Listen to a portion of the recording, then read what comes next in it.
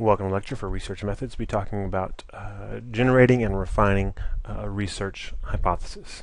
And in general, coming up with a research idea and hypothesis is easy. It's incredibly easy. Now, coming up with a good one that's original, that hasn't been, done exhaustively, well, that's quite hard. So we'll talk about some tips for how to do that. One approach is to start with theory or logic, and kind of a combination of two. Using deductive reasoning, you can use logic to derive hypotheses, draw hypotheses from current theories. So look at what somebody has said, how they think the world works, or how they think people are, and say, okay, well, if that's true, what would I find in a research study? So, for example, Freud's theory of psychosexual development. He says that boys learn their gender identity, i.e., they adopt a masculine identification, because that's how they resolve the Oedipus complex, right? They identify with dad and want to be like dad, so that he won't castrate them for lusting after their mother, right? So using deductive reasoning, you think, well, if that's true, which I'm not saying it is, but if it were true, what would happen? What would people be like? How would people be different? Well, one hypothesis you could possibly deduce from that is, well, boys raised without fathers, right? So if they don't have a chance to be afraid of being castrated, then boys without fathers should be less masculine than boys raised with fathers, right? Because they won't have had to adopt a masculine identity, and they'd be more likely to possibly adopt more of a combination of masculine and feminine traits, maybe an androgynous identity, right? So that's one possibility, which brings me to my next point related to this, is to challenge authority. A lot of times it's easier to think, if there's a theory you disagree with, and a lot of people disagree with Freud's theories, think about, okay, well, how could I prove him wrong? And if he were wrong, what would it look like? Right? So sometimes it's easier to come up with ideas if you disagree with the theory. So try to think, like I said, what they would say, but that you disagree with. Things that you think, oh, that doesn't seem like that's what people are like. So you can usually come up with an idea of, well, if they're wrong, then this would happen.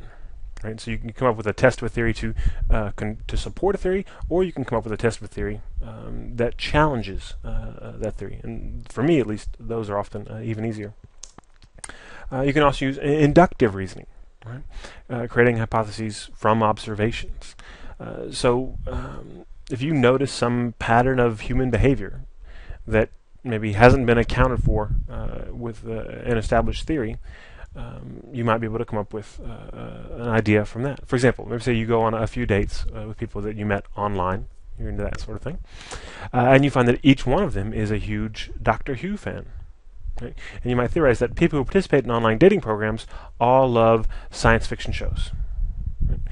Maybe not. But note that this approach, using inductive reasoning, is really, the accuracy of your predictions are really limited by the breadth of observations upon which you base your hypothesis. So if you have lots of observations, lots of experience, you're probably going to come up with a better hypothesis than if you've noticed something a couple of times. But still, it might be fruitful ground for research ideas. You can also look at competing ideas, right? Sometimes frequently two different theories will offer different explanations for the same phenomenon, right? So in psychopathology, why people get depressed, there are abundant theories for how that happens. And when this happens, when you kind of find these points of conflict, it's a great opportunity for science to clarify the theoretical picture, right? So there's really two processes that can emerge here: reconciliation and synthesis. So it might be that you reconcile and you say, okay, this one's right and this one's wrong, right? And you can set up a hypothesis. Okay, well, this theory says that this should happen, and this theory says that this should happen. Let's find out who wins, right? Head-to-head match. But it's just as likely, frequently, if there are theories that have been around a while, that a synthesis is more likely, that you'll try to figure out that both theories are kind of right. But what you'll do when you study is figure out when or for whom one theory fits better or explains better than the other one. Right? Under which circumstances are do the different theories account for the phenomenon we observe? And then you might come up with some sort of uber theory that synthesizes and encompasses two other competing theories. Right? Another approach, and one that is probably the easiest way, is finding an interesting research article. Find a study that's been done, and you say, "Wow, that's really cool. I'm really interested in what they looked at. That's really that's the bee's knees, right? I love what they did." And the simplest thing is to try to replicate their study to verify their findings. And this is usually done if some study comes out and they're the first ones to find something. Like they're the first ones to find that symptoms of anxiety can be reduced by watching a Barry Manilow special on TV. Probably not. But anyway, if that were the case, and they found that, and nobody else has found anything like that, then a simple study to do, follow up, say, okay, well, it's been found once. Can we find it again? Not that creative, but it's one way to get a study done. Some better uses of an interesting article are looking at the end of the article in the discussion section, almost inevitably, because this is what we do when we write articles. At the end of the study, when we've talked about what we found and what it means, the last thing you say is, okay, and here's the next step in research. Now that we've found that this is true, or we failed to find this is true, future research should yada yada yada. That's a great place to find ideas, and it's not technically stealing.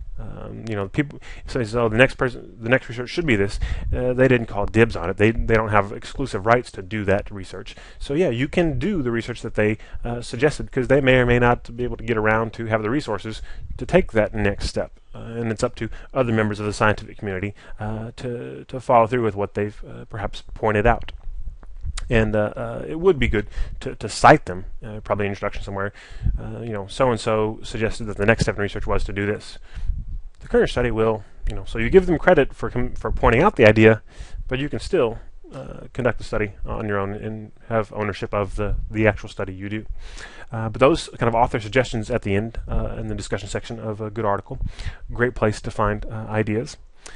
Another thing is, if you can think anything about how to improve the validity of the study. So they had a study and they found this interesting stuff, but there's some question. Well, they found this cause-effect relationship, but there's some, and usually they'll point. There's nothing in the discussion section. Well, they'll point out the limitations of the study. They'll say, well, we concluded that A caused B, but it might also be this other variable, or there might be these differences that explain what we found. You can do a study to say, okay, well, is that true? If they said this other variable might account for the relationship, you can study that variable and see if it accounts for the relationship. Or you can design a study that is slightly different and better designed to eliminate whatever error, if they had an error in their methodology, and run the study again that way. And then it's a new study with methodological improvements. And that goes for internal validity. It also goes for external validity. And most frequently, we're looking at external validity, where they'll do a study with some particular group, and they'll say, but we don't know if this applies to soccer moms in Ohio. Okay, well, I'm going to go do a study with soccer moms in Ohio now to see if their findings generalize to this other group or in this other situation, right? So maybe their independent variable was looking at pictures of attractive and unattractive people and then asking how they felt about themselves, right? Another thing about external validity isn't just the sample. You got to say, okay, well, they found some effect of looking at attractive people at pictures. What about if it's looking at videos? What about if it's interacting with real people? Right? Does the effect work the same way, or is it different, or is there no effect? Right? So that's also looking at external validity. Does that effect generalize to other stimuli in addition to other people in other situations? Related to that, looking at just how they measured their variables. And if there's any kind of question as to the construct validity of the tools they use a different tool. And frequently we'll find that where initial studies will use some sort of paper and pencil measure.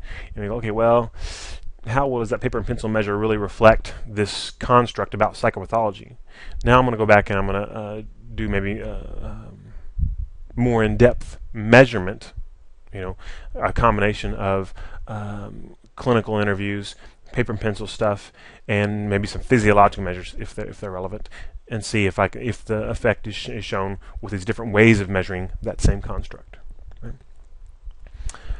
Beyond that, one more thing you can do if we find an interesting article is, especially if it's an article that is more in line with kind of basic research, where they found, okay, here's this phenomenon that happens, right? So we found we can induce a sense of learned helplessness, which leads to changes in mood, or we can frustrate people, and it causes impairments in their memory for certain events. And it's basically, they just found that you can do something. There's this phenomenon that does exist. There is a cause and effect. And you can say, well, how might I use that in the real world? How could I apply that to clients? And say, okay, well, does this effect hold true in clients in meaningful situations that could be helpful to clinicians? And you might come up with a study that's more real world, that looks at the application of their basic research findings. So a lot of things you can do if you find a really interesting article that you like, especially if it's something that's fairly new. That way, you're more confident that it's not already, people already haven't done the next step. So finding recent articles that are really interesting, and then using that as a springboard to your own study. If you more want to start from scratch and kind of do something completely original, here are some other tips, ideas.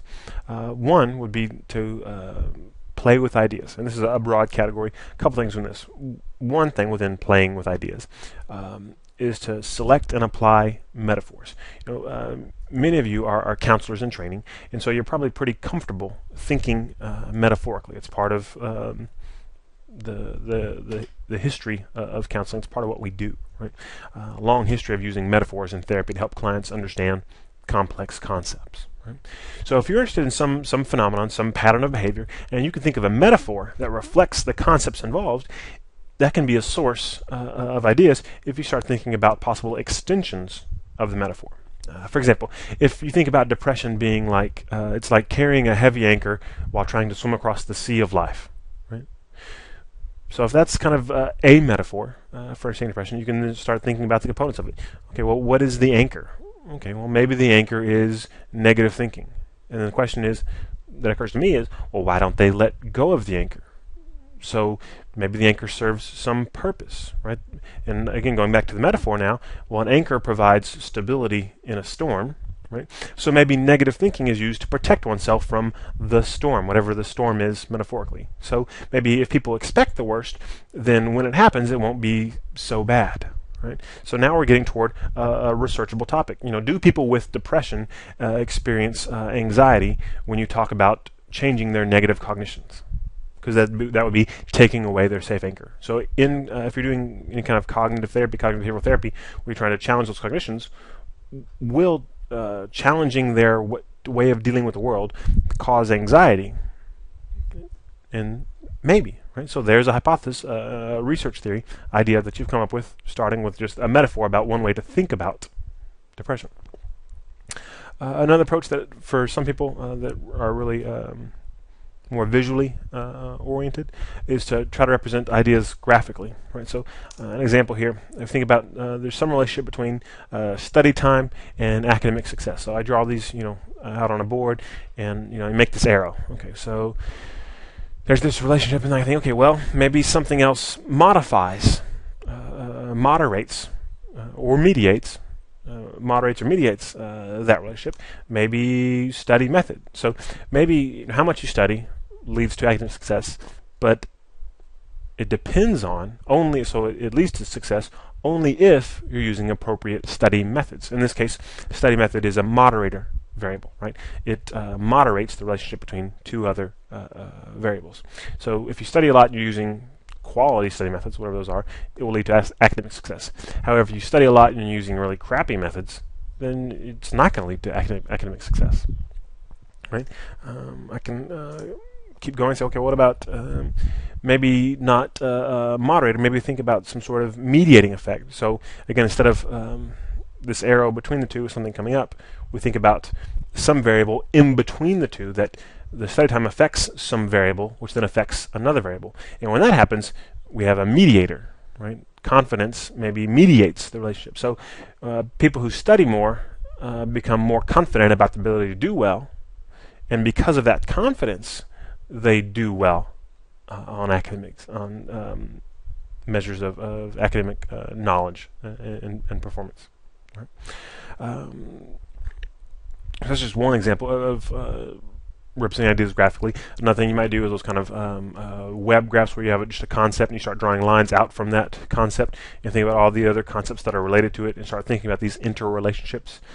For some people, that really helps them come up with ideas. Another approach to playing with ideas is to change the scale, which excuse me, means letting yourself think of unrealistic proportions with regard to the relationships among variables. And doing so might lead you to think of these relationships in new ways. Right? So, an example might be, how much will you need to study in order to have perfect academic success? Right? So, with here we think, oh, academic success, it's doing pretty well. Okay, what would it be like to be absolutely perfect, the most success? So I'm blowing up the scale, I'm making it really big. And when I do that, I start to think, well, what would perfect academic success look like? Which leads me to, well, what is academic success? And that might lead me down some sort of rabbit hole, looking at some sort of like factor analysis, right? About what are the components of academic success and what does that mean? Right? I might also think if there was absolutely no study time, right? So again, going in the opposite direction on the scale, down to nothing on a variable. If there was no study time, what would academic success be? Right? Which then leads me to think, okay, well, it probably wouldn't be 0. So there are probably some other things that contribute to academic success, and that forces me to think about other variables that are related in playing a role. Okay? So that might lead you down different paths toward ideas. One last thing about playing with ideas is attend a process, right? Which is something that many of you, as as students of psychology, probably already do better than a lot of students in other fields, right? Our focus in this field is frequently more on process than on content, right? Not about what do we know about people, but what do we know about how people are, about what they do.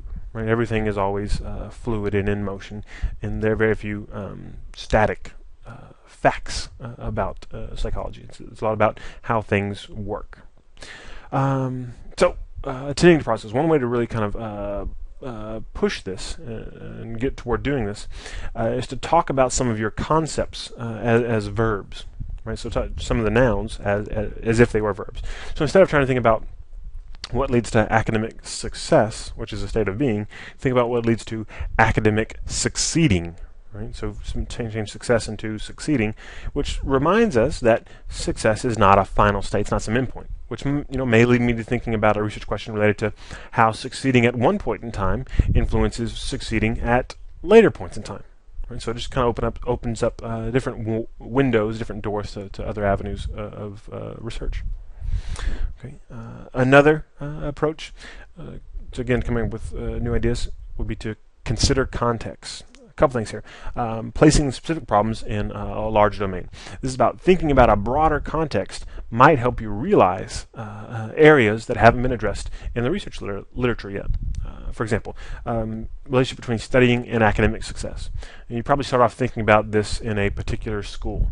Well, what if we broaden our thinking to include all schools in the U.S. education system, or globally? Right? So a new idea might pop up. Might there be cultural differences in how studying influences academic success? Might there be some sort of cultural variables that are moderators of that relationship?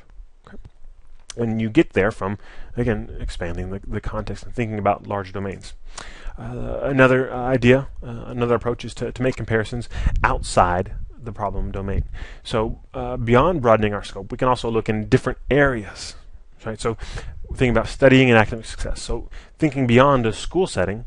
So now, does what we know about these variables, about studying and success, what we know about these variables in school settings, does it apply in other settings? Actors learning their lines, welders learning their craft. Is it the same process? Is it different? That's a whole line of research. Examine processes in the settings in which they naturally occur. Out of settings in which they naturally occur, we typically.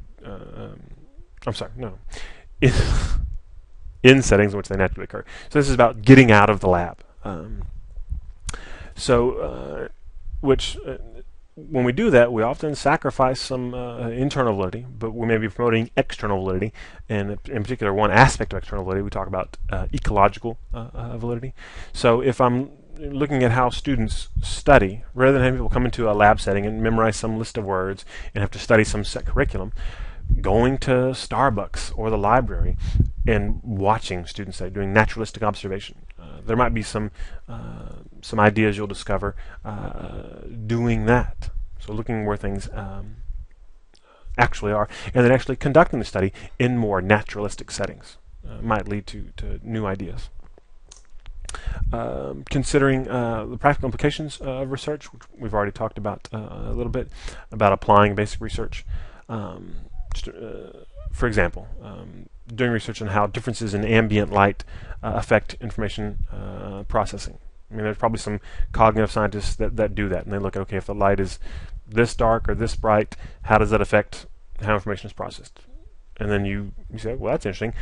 I wonder how it applies to people studying. So if I go to the coffee house and turn the lights down a little bit, and ask those people later how they did on their tests versus some other group that turned the lights up, is there a difference?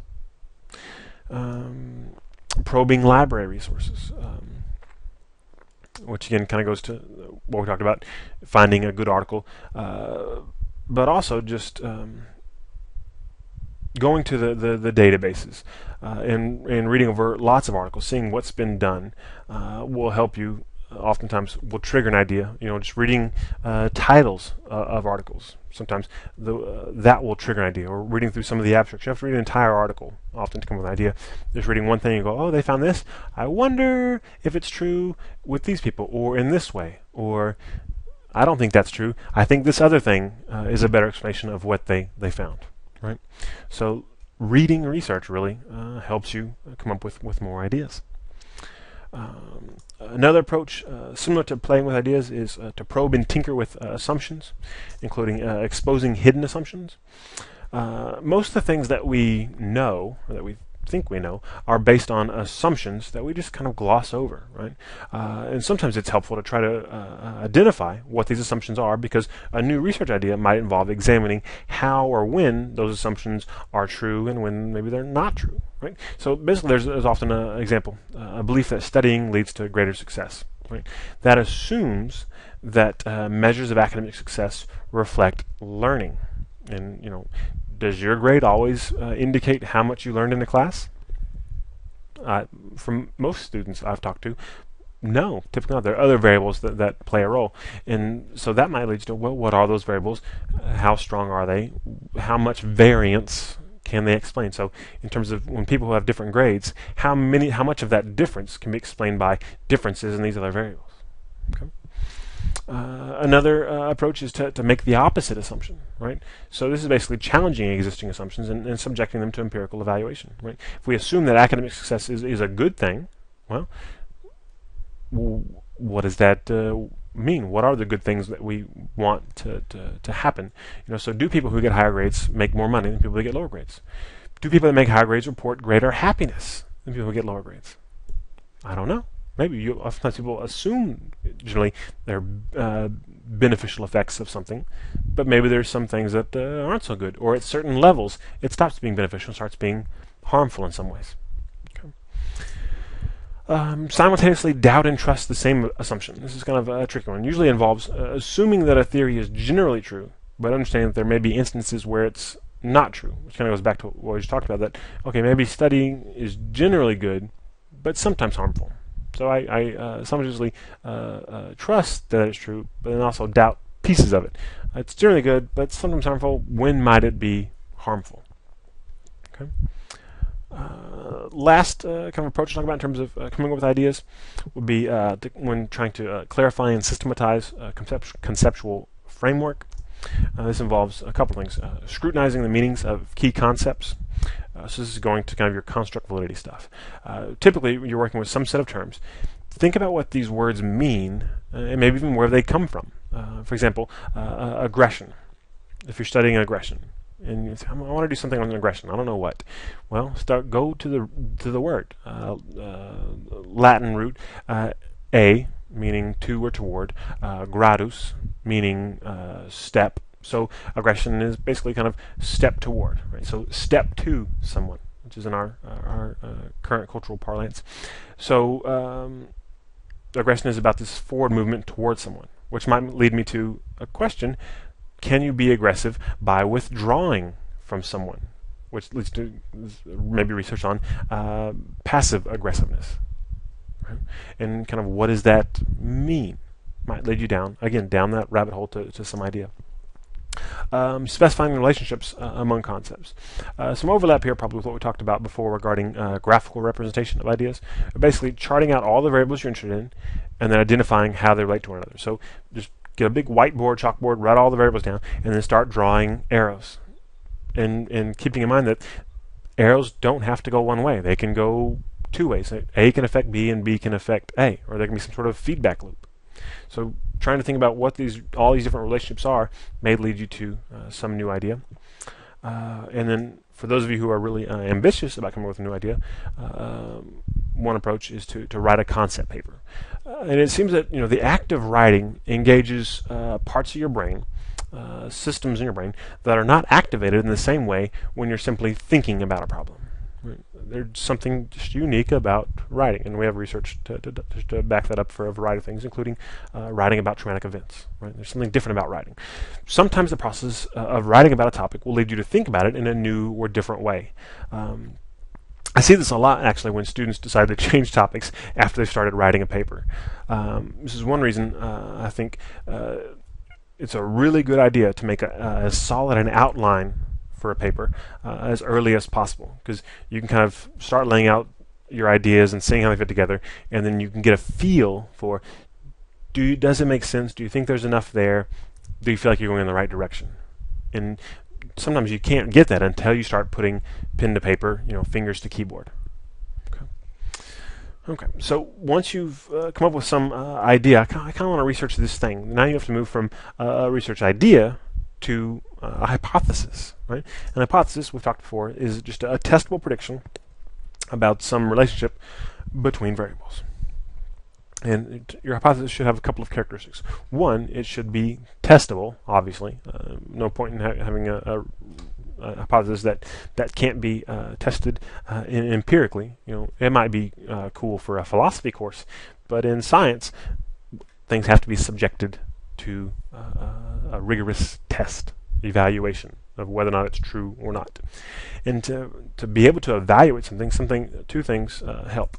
One, having good operational definitions, right? The variables you study must have workable operational definitions. You've got to be able to quantify and observe your variables. So if you want to study something like, I want to see the effects of massage on a person's aura. Now, you can see and manipulate massage, right? 30 minutes, an hour. You can train a robot to do it, right? If we want to make it the same for everybody.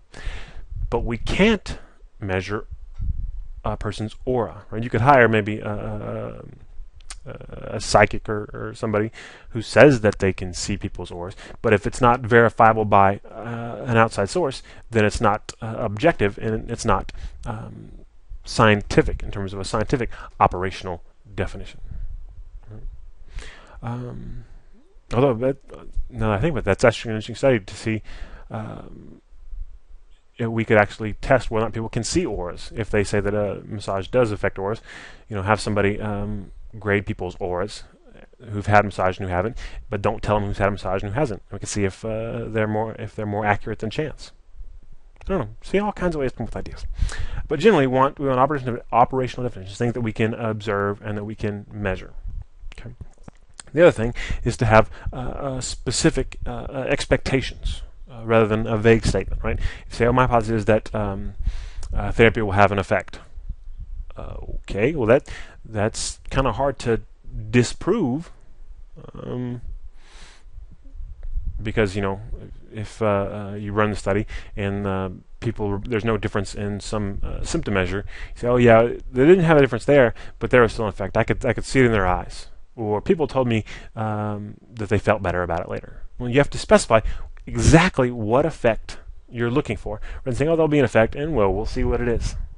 Right? Because if you'll see what it is, then any kind of random things that happen to be different at the end, you can claim as support for your hypothesis. So we have to make these a priori, before the fact predictions, and they have to be specific. Exactly what do we expect to see? And often this is tied to your operational definitions. Okay. So your hypothesis needs to be testable. It needs to be positive. So we have to say that we think we're looking for something, looking for a difference, as opposed to looking for the absence of a difference, the absence of effect. We can't look for the null hypothesis, because logically, failing to find something doesn't prove that it doesn't exist, right? If you think two variables aren't related in the way people have suggested, maybe smoking and cancer, you think, oh, that's not true. You can't just do a study and show no relationship between smoking and cancer and go, see, it doesn't cause it. These people will just say, well, you had a crappy study. You failed to find an effect that was there. Right? But what you can do, if you believe that, which is crazy because smoking will kill you, don't smoke, you need to find some other variable that better explains the relationship that others have already found. So maybe people who smoke all live near toxic waste dumps, and the toxic waste dumps living near them results in exposure to carcinogens, which causes cancer. Right? So if you can show that relationship, then that will provide support for your belief that smoking doesn't cause cancer. But you can't go out looking to prove absence of a relationship, absence of an effect. Okay. So it has to be positive in the affirmative, looking for a difference. It needs to be supported by some rationale. You can't just make some stuff up. Right? You need to have some reasons why your prediction should be true, what you expect. So I expect A to affect B. Well, why? You have to have some rationale. And it can be based on common sense or personal observations. But it's better if it's based on previous research. Well, I expect this to happen with this group because people have found the effect with this other group. And there's no reason to think these two groups should be different. Right? That's better than common sense personal observation. And then best for the advancement of science is if your prediction is based on theory. Right? Because then when you're testing a hypothesis, really your study, your hypothesis test, is a test of the theory. And that's what moves us forward. So if the theory says that this should happen, then that's the strongest rationale you can provide. Okay. And the last thing I'll say about hypotheses is that they should be relevant, not trivial. I mean, there's all kinds of ideas you come up with that, sometimes that it's easy to come up with an original idea that is trivial. Let's see, does juggling make you hungry? Well, who cares? Right? It's not it's not relevant to any applied problem. It's not relevant to any theory. So when trying to figure out if something is relevant or not, if it's going to add to our knowledge of the human condition in a meaningful way,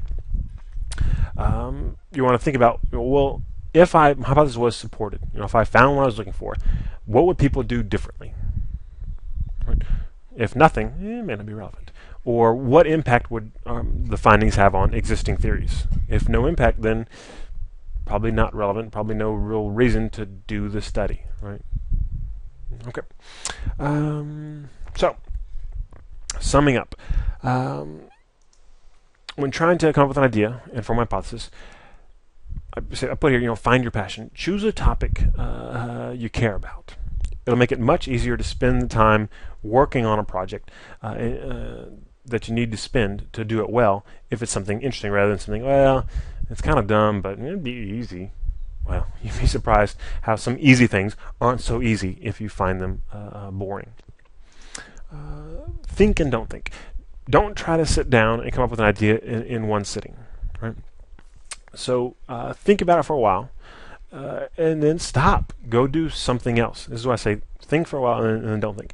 Come back to it later. Your brain, because it's awesome, will keep working on an idea even when you aren't actively trying to get one. Right? Sometimes you ever have that where you wake up in the middle of the night or in the morning and you had some issue you were dealing with, and all of a sudden the solution appears to you. It's because your mind is still working on stuff even when you aren't putting effort toward it. And hopefully this, in not trying to just do these long stretches where I got to sit here and think until I find something, it's going to leave you really frustrated. So pace yourself. Don't keep your process a secret. Talk with other folks, classmates, family, me, about what you're thinking about. Sometimes a good sounding board is what you need to spring toward a great idea. Not that somebody's going to give you an idea, but you start talking about what you want, they'll say something, and whatever they say, some question they ask, some comment they make, you'll go, oh, wait, now I see what I want to do, and you'll find an idea. Last, when transitioning from research idea to hypothesis, again, imagine what it would be like if you found what you expect to find. Imagine what it would look like if you didn't find what you expect. Think about the implications of both of these outcomes.